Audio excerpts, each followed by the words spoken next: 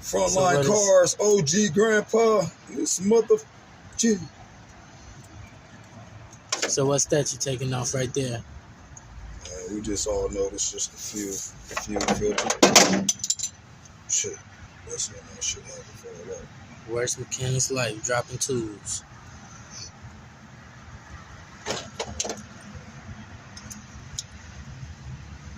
Taking off the fuel canister. See, wait a minute.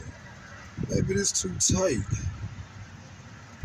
See, gas going in there now. Look at that. That's what I'm saying. It wasn't all the way in there. It wasn't all the way pushed in. Ain't even this bad.